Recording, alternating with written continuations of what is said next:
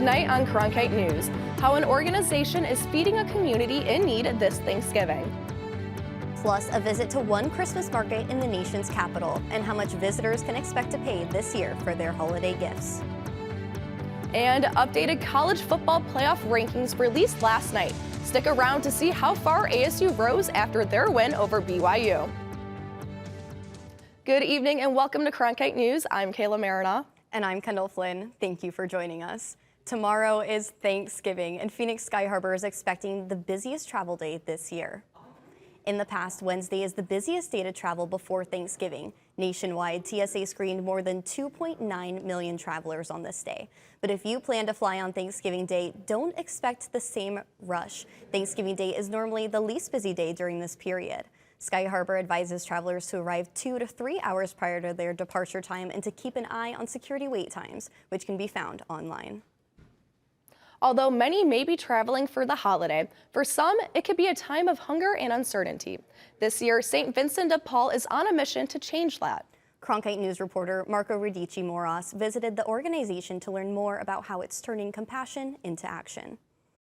For head chef Christopher Hoffman and his team, Thanksgiving arrangements start well before the big day. Today we're prepping for Thanksgiving, so turkey, mashed potatoes, stuffing, we're doing bacon and glazed green bean. If you think you have a lot of people to cook for, think again. 7,000 meals is the target for the chefs and volunteers here at St. Vincent de Paul as they look to feed the homeless and less fortunate this holiday season. About 2,000 pounds of potatoes, 80 pounds of cranberry, kind of like that, a lot. And it takes a village, volunteers from all walks of life helping with every step of the meal prep. We are just cutting vegetables, so we'll cut onions and celery and peppers, probably for stuffing. For Gary Waldy, it's not just about the food, it's about community. People from all backgrounds come together to make a difference. It's very rewarding. And you meet a lot of interesting people. You know, some of the volunteers are teachers. It's a team effort. We get a lot of donations from the community in order to give it back to feed the community. It's all about ensuring no one goes hungry. Each meal represents not just food, but a chance to provide comfort and dignity to those in need. Anybody that wants a meal and asks St. Vincent's to help them out, we help them out 100%. With planning, heart, and a strong sense of community, these volunteers and chefs make sure no one goes without a meal, especially this Thanksgiving. In Phoenix, Marco Radici-Moras for Cronkite News. Anyone who wants to get involved with the volunteering for St. Vincent de Paul are advised to visit their website at stvincentdepaul.net. We know many started their cooking early today, so we have some fire safety tips from the Phoenix Fire Department. First, leave the cooking to the adults. While teaching children to cook could be a useful way to teach responsibility, it's best to save that teaching for a less stressful day. With too many cooks in the kitchen, it could become chaotic, increasing the risk of burn injuries. That's why Phoenix Fire also says to keep children 3 feet away from the stove. So for those cooking, keep anything flammable away from the stove.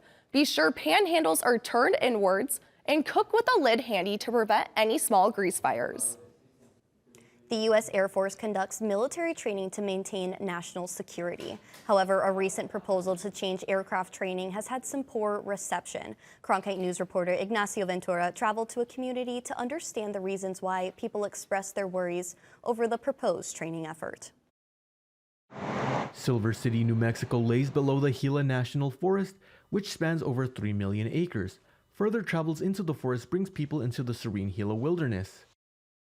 However, the tranquility of the forest faces disruption from military flights. The United States Air Force is proposing modifying and expanding flights for training purposes. Ranger Station is. Gila resident and veteran Brett Myrick expresses his displeasure with this initiative. The thought of military fighter jet aircraft flying at supersonic speeds and releasing magnesium flares and chaff over a pristine wilderness is an abomination to the sanctity of wilderness. Officials released the environmental impact statement showing the proposed updates taking place over several Arizona and New Mexico regions where communities such as the Tohono O'odham Nation live. Several community members who live in Silver City raised their concerns about the Air Force proposal. That includes potential environmental effects. According to the report, the proposal seeks to address the existing and future training deficiencies of air crews of places like Luke Air Force Base. Heart of the Gila director, Patrice Muchnick, says low flights harm the forest area. The proposal is to lower it to 5,000 feet above ground level. That's the major effect on the wilderness that we would expect to have supersonic jets breaking the sound barrier over the wilderness. Chief Deputy Raul Churrieta of the Grand County Assessor's Office raised his concerns for people going into the forest area. There's a lot of miners that are here and also ranchers that will pretty much affect them and pretty much the local people here in Grand County. Organizations like the Gila Resources Information Project share many concerns about the proposal. Executive Director Allison Civic says the environmental impact statement does not adequately defend its purpose and need. They could keep it to the Barry M. Goldwater range where it's already happening and where they're already equipped to deal with the high risk of these military training activities. Even the Environmental Protection Agency highlighted the insufficient evaluations of noise impacts. Veteran and Grand County resident Arthur Radcliffe says he came to Silver City to distance himself from loud sounds in Arizona. I spent a year on an aircraft carrier, which is one of the reasons why I find air traffic so objectionable. It does trigger my PTS. It's a reason I moved here from Phoenix to begin with. The Air Force will consider comments before issuing the final environmental impact statement. In Silver City, Ignacio Ventura, Cronkite News. We reached out to military officials from the Air Force and Luke Air Force Base about the proposal, but did not hear back in time. With less than a month until Christmas, the White House Christmas tree has been delivered and downtown is getting festive. One holiday market is on USA Today's top 10 holiday markets list for 2024. The market's a 20-year anniversary. Macy Markham reports from the Capitol. From handmade crafts to cozy winter clothes, there's no shortage of goods to browse. Emily Saladay is visiting from Missouri for the third year in a row, and she was quick to point out her favorite part. The atmosphere. I think it's just, the happy holiday season. People are hopeful and cheery. This is actually where we get our Christmas shopping done, so people love when we bring back gifts from out of town for Christmas. While it may be the most wonderful time of the year for some, it can also be one of the most expensive. Holiday spending this year is expected to exceed over $980 billion, according to Wallet Hub. My general idea has been to leave prices the same, and as inflation happens, my prices will become relatively cheaper compared to everybody else. This is Malden's first time with a booth at the market, and preparations for the festivities are exhaustive, but he says it's worth it. We're all a little bit tired at the beginning, but it's great because the customers are starting to come and everybody's wearing a smile. The winter chill is just setting in on the East Coast, and even without snow yet, so is the holiday cheer. Hoping it'll be a great year for everybody as long as we stay warm. In Washington, Macy Markham, Cronkite News. Thanks, Macy. We'll also expect some holiday markets here in the Valley and the rest of Arizona. Coming up next, we take a look at local baseball league that gives more kids the chance to play the game they love. Yes, Kayla, this league is a golden opportunity for more kids to take the diamond. Stick around after the break to hear more about this league and one of their biggest sluggers. Plus, it's going to be a beautiful holiday weekend here in the Valley to get outside and play some football. Your Thanksgiving forecast is up next.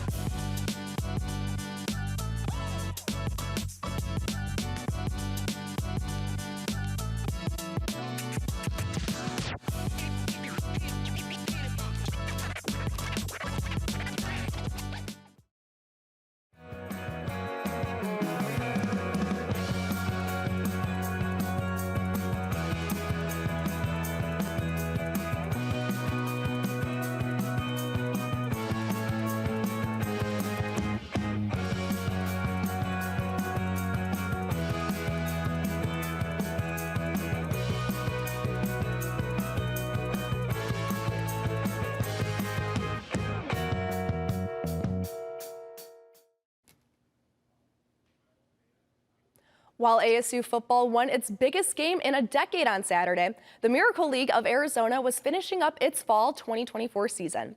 Cronkite News reporter Tyler Bednar was in Scottsdale to learn more about the league and one of its most special members. 15-year-old Drew Boedigheimer loves watching and playing baseball. He has baseball memorabilia from the Miracle League of Arizona and the Oregon State Beavers baseball program all over his room. In April 2011, when he was 2, Boedigheimer was diagnosed with restrictive cardiomyopathy. On May 26, 2011, Boedigheimer received a heart transplant, the only cure, at Ann and Robert H. Lurie Children's Hospital, Chicago, which the family celebrates as his heart birthday. Through it all, Boedigheimer has always loved baseball, and he began playing in the Miracle League of Arizona, a league that provides people with disabilities the opportunity to play baseball, in spring 2015. A sense of connection and camaraderie, and the fact that every week you can go out there and play what's essentially organized sports during when that's otherwise not an option for any of us. The Miracle League of Arizona, which holds its games in North Scottsdale, was founded in March of 2011.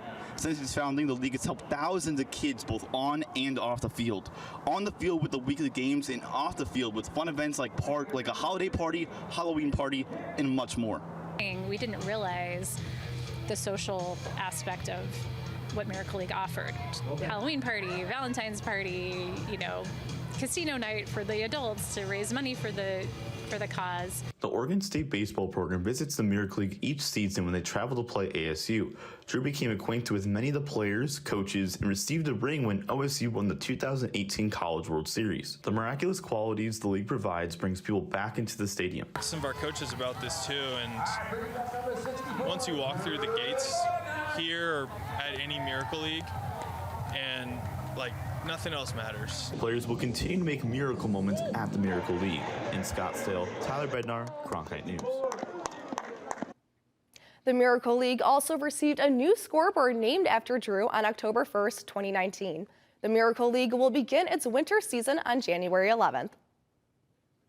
Well, Kayla, we're going to experience some beautiful weather this weekend. That's right. Keller Brown joins us now from the Cronkite Weather Center with what we can expect over the Thanksgiving holiday. Yeah, thanks, guys. Hopefully we are in for some good weather indeed. Let's take a look first at the Wednesday evening planner. 8 p.m. it'll be 68 degrees, getting down to 65 degrees at 10 p.m. If you're looking to do some last-minute Thanksgiving shopping, make sure to keep that weather in mind when you're hitting the grocery stores late at night. Let's transition into the low temperatures for Thursday. 52 degrees as a low in Phoenix, and if you travel a little bit farther up north to Flagstaff in the Grand Canyon, 17 degrees and 15 degrees as the low up there. Very, very chilly indeed. If you are doing some early morning or late evening travel, make sure to bundle up. And if transitioning now into the high temperatures, 75 degrees in Phoenix as the high. And if you take a little bit look out west, 70 degrees at Lake Havasu City. Very, very nice temperature out there by the water. Now moving into what we all want to find out about, Thanksgiving Day temperature, 75 degrees and partly cloudy. If you're looking to burn a little bit of calories after stuffing your face all early afternoon, it'll be a nice, good temperature to take an evening stroll. Now moving into the 8-day forecast, looking at Saturday, the Territorial Cup, ASU versus U of A down in Tucson, a nice temperature of 78 degrees. And as we look into Sunday and early into next week, 78 and 79 degrees is the common theme for the high temperature there. That's all I have from the Cronkite Weather Center. Back to you two at the desk. Coming up next, a basketball trainer who's been working in Phoenix for almost 20 years. That's right. He's worked with multiple NBA stars, including James Harden. See how the trainer has made his impact around the professional and youth levels for the past 2 decades after the break.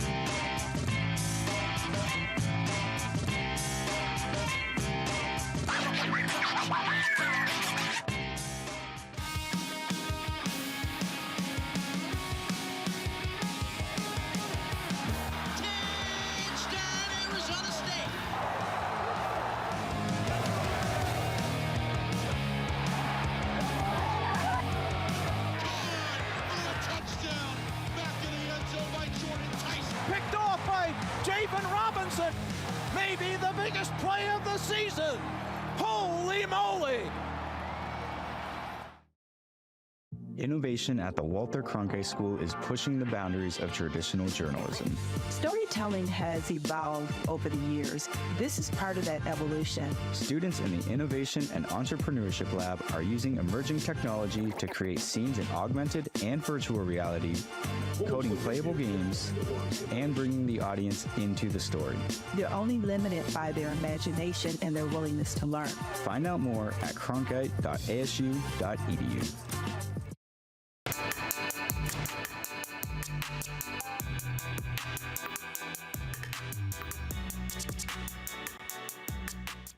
Welcome to your Cronkite Sports Report. I'm your host, DeAndre Sanders.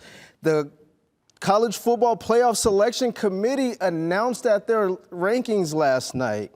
The 4 highest ranked college football champions take the top 4 seeds of the bracket because Boise State is currently projected as the 4th highest ranked conference champion. They claim the 4 seed. And the final bye, ASU was ranked 16th in the updated rankings, but the Sun Devils do control their own path to the playoffs, barring a handful of upsets around the Big 12 this weekend. If the Sun Devils can claim a Big 12 championship title, they will likely remain in the top 5. But a Boise State loss could propel ASU to the 4 seed, granting them a first-round bye.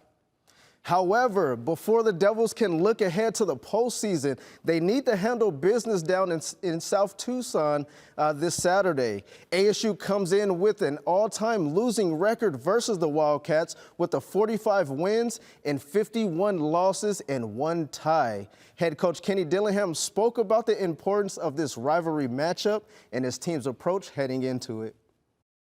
And it's bigger than you. It's bigger than me. It's bigger than anybody else. It's a rivalry that's deep-rooted.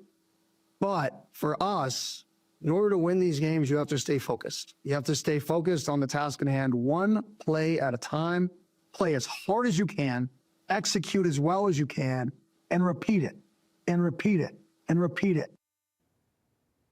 And over to the NBA, the Suns were back in Phoenix last night, and they did not disappoint their home crowd. Phoenix snapped their 5-game losing streak, defeating the Los Angeles Lakers 127-100.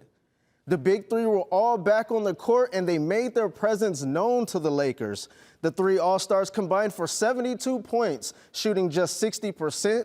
The Suns will be back in the Footprint Center tonight, hosting the Brooklyn Nets. The Phoenix Suns are off to a 10-7 start, sitting in 5th place of the Western Conference, with most of their success coming from their new culture. Cronkite News reporter Cameron Palmer tells us more about the Suns' remodeled culture. Early in this season, the Suns have established a new culture under new head coach Mike Budenholzer, and with that, a set of new expectations. I think we always talk about being competitive. You know, we want competitors. We want to go out and compete. Everything we do, compete. And then I think we want to be a group that's very much together, you know, that plays together, that makes plays for each other. And Coach Budenholzer's message of being competitors is already starting to spread to his players. Every day he's trying to implement this system. Every day, whether it's what we eat, how we come into the gym. Everything, he's just still trying to get his flow in it, but he's a tough coach. Even though Coach Budenholzer is still in the beginning of implementing his system, he has helped his team understand their true potential. He just has an understanding in here of what we're capable of. There's a lot of experience in here, people that have dealt with long NBA seasons and understand what comes with it. So, you know, we just take it day by day. You know, the new challenge is a new challenge. Coach Budenholzer and his team will continue to face those challenges ahead of the season as they look to be a top contender in the Western Conference. In downtown Phoenix, Cameron Palmer, Cronkite News. Thank you, Cameron. Staying right here at home, the Arizona basketball community continues to see a rise as we see a growing number of professional players with Arizona connections. And as our Cronkite News reporter Wilder Adams tells us, there's one person in the Valley who's been a trainer to the rising stars.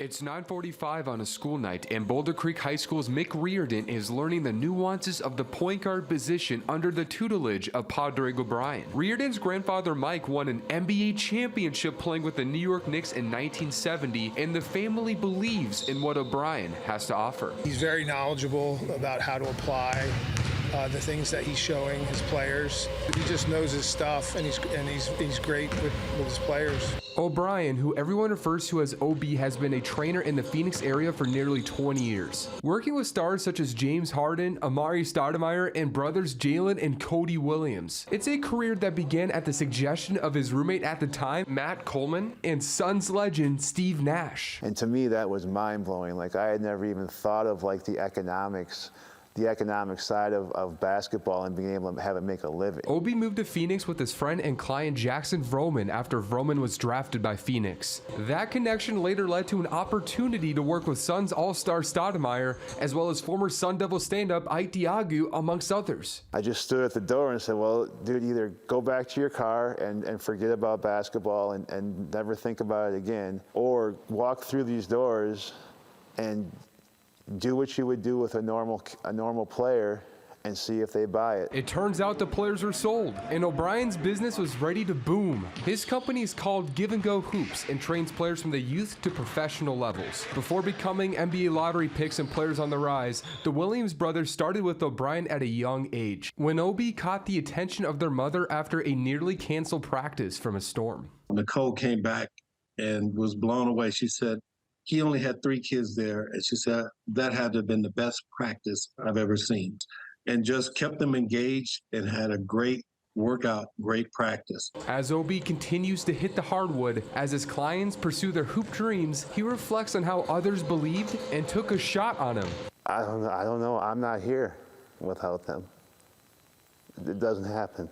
You know, maybe I go back home, maybe I'm a high school coach, maybe, but I certainly wouldn't have been able to like carve out this thing that nobody else had done. No way. With an assist from others, O'Brien is able to pass along his knowledge to others. In Scottsdale, Wilder Adams, Cronkite News. Thank you for that story, Wilder. That's it for the Cronkite Sports Report. Once again, I'm DeAndre Sanders. Now back to Kendall and Caleb. Thanks, DeAndre. After the break, a Thanksgiving meal that's out of this world. And we're not talking about your grandma's home cooking. After the break, find out how astronauts are celebrating this Thanksgiving and what they'll be eating from hundreds of miles above planet Earth. 3, 2, 1. Coming up on the cut. Coming up on the cut. Coming up on the cut. How students can build their broadcast journalism portfolio with opportunities to learn more about on-air reporting and studio production.